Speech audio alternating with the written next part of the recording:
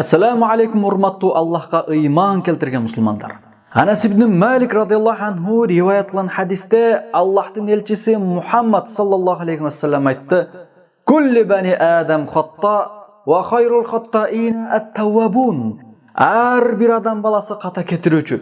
Ката кетиргендердин арасынан эң жакшылары тооба кылгандары. Ибн Мажа.